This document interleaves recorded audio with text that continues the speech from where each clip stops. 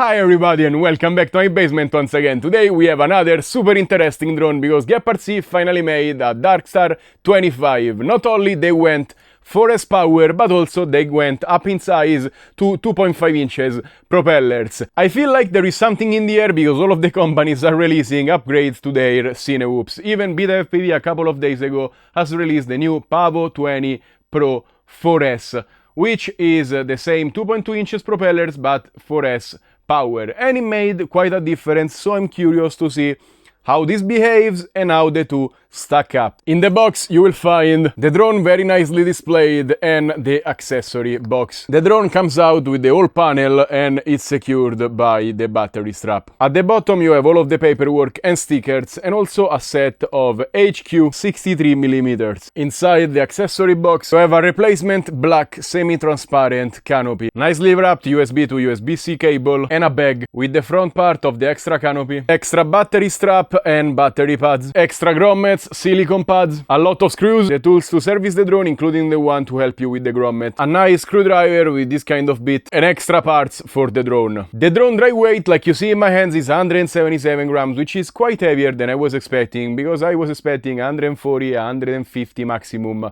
So this is their lighter line of drones that only records with the O4 Pro, but it's getting to the weight of regular 2.5 inches 4S Cinewhoops that also carry cameras. So probably they could have redesigned this part to host a little mount for naked GoPros or like DJI Action Nano. But they also have a few upgrades over the Darkstar 22. First of all, they have now screws inside the soft-mounted camera mount, so this will never get jello or stabilization issues even with the new O4s that have the gyro issues. But the screws prevent it from popping off when you crash, and is much better for the user because these grommets sometimes can be a little bit of a pain to put back. The front ones don't have the screws, and probably those are gonna be the ones that pop out easier, but it seems like the back screws are holding everything together and they will not pop out that easily. You can also get it from the box with a GPS, which is far from the antennas, so I believe it will work perfectly. It comes with a 2.5mm carbon frame at the bottom, and the propeller guards are a single unibody injection molded frame with standoffs for extra rigidity. They also provide this 1.5mm carbon plate to put at the bottom of your battery to protect it when landing, because the battery is underslung. You have your XT30 port, and they routed the USB to the bottom as well. It also comes with a LED strip all around. The motors are GEPRC 1404 4600 kV, and the all-in-one flight controller is an F7 with 35 amps 32-bit ESCs. You can get this drone in 3 versions, with the O4 Pro, the O4 Lite Wide, or without camera you put your own. And finally, let's fly. They suggest using a battery between 750 and 850 milliamps 4S. I have a 720 and an 850. With the 720 we are at 245 grams. With the 850 on the other hand we are at 274 grams, so you go to jail.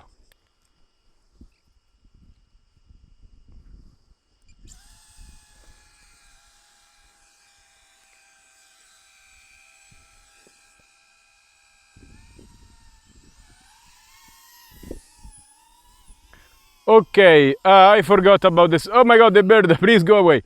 I forgot about the satellites. I just turned it on and started flying. We are at 4, let's fly and it will eventually get more. It's more silent than I was expecting, because this is not a pusher, so it makes a little bit less noise. Super stable, the wind is like 5-10 kilometers per hour. Is a little bit slower than the other day. I'm gonna go acro so we can see the smoothness.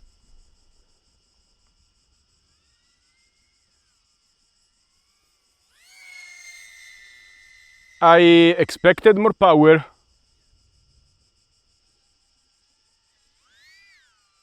but it flies very smooth.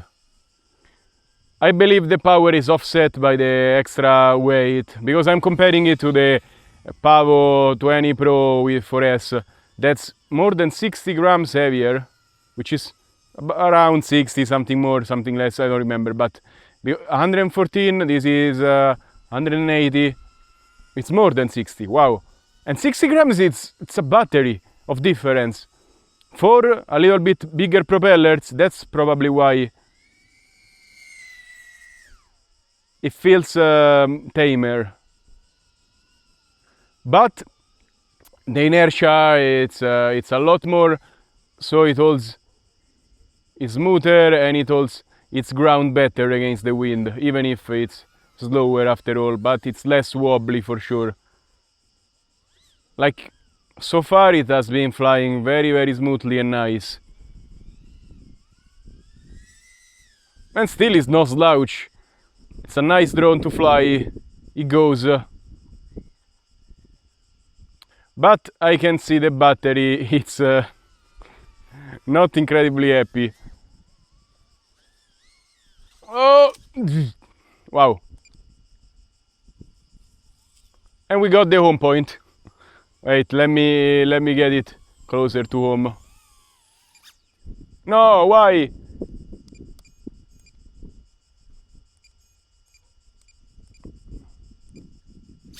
Wow.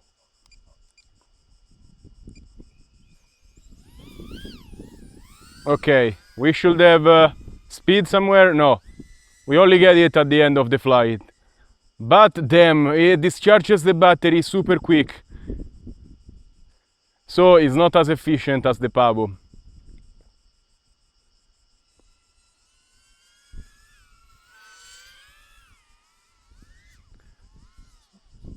Why do I go at it again?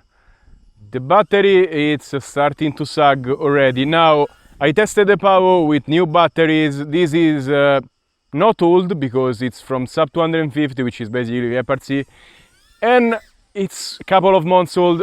Oh! Yeah, that's me sucking, not the drone fault, because this drone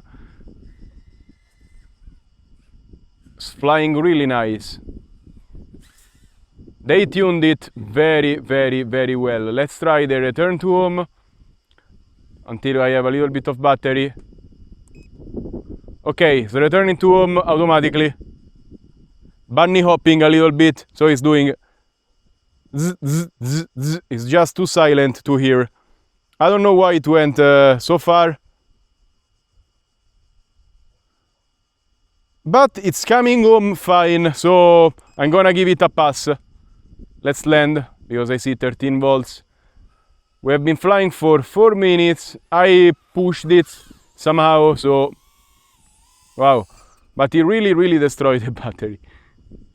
Let's go with the 850. I have not forgot about the most important test of these Cinewhoops, and it's the chicken chase. And they are conveniently placed all around me. I swear I did not call them or anything. They see it's starting to rain and they are going home. And they run a lot with this drone. A lot, maybe not, but yeah, they run a little bit, of course.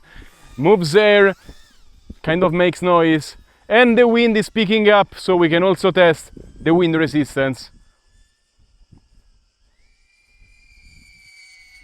I saw before 110 kilometers per hour, something around that mark.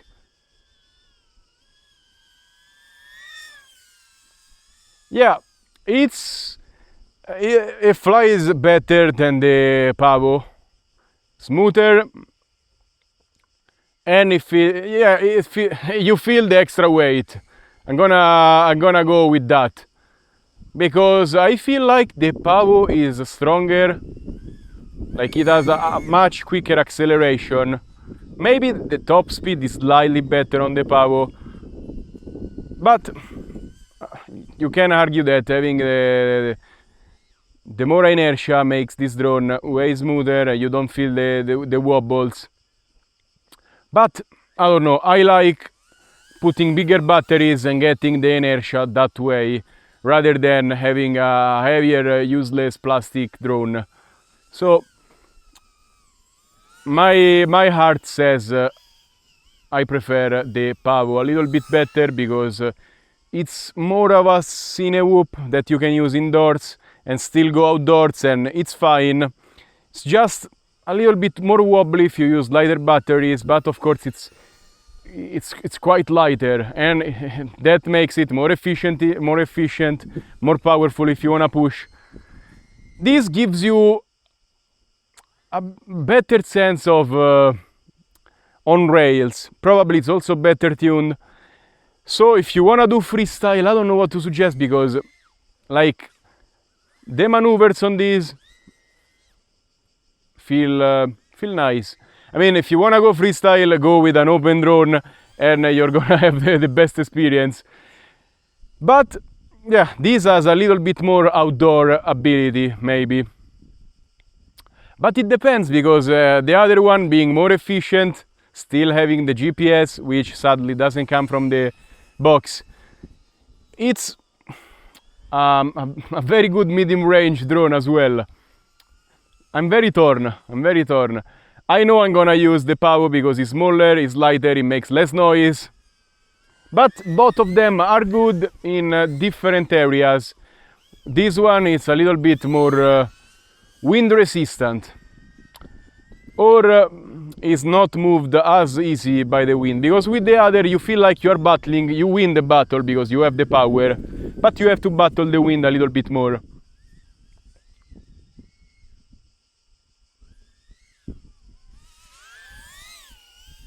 I mean, this is still a good drone for indoors, but being bigger and noisier, there are less places where I will take it. At the moment we are at almost 300 grams, so there is that too. I can put this battery on the Pavo and be still at 210 grams. It's crazy.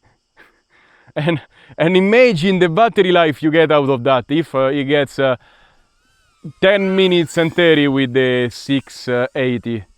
This is 850, goes for probably 12 minutes. So, yeah. GEPRC make a little bit lighter drones. You have to focus on that. Even if they wobble a little bit more, I feel like we can always make them wobble less with bigger batteries, even if, of course, the weight is not center of gravity, because it's under or top slang, but... Oh, wow! So it's better tuned, but when you do maneuvers, you can feel the propeller spinning up a little bit more than I would like.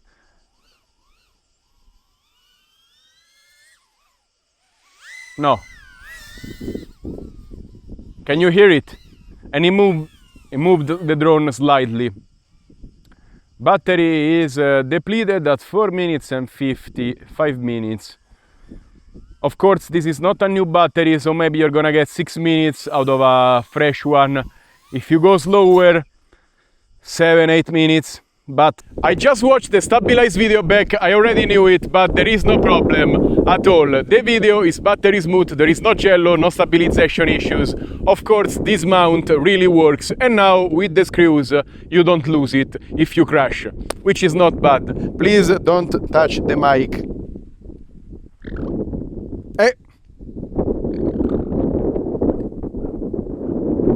I have to really struggle finding cons with this drone because it's very well executed. It flies very nicely, one of the best flying Cinewhoops I have seen. It's super smooth on rails. It feels natural to fly. I don't know how to describe it. It doesn't wobble too much. It stands its ground against the wind.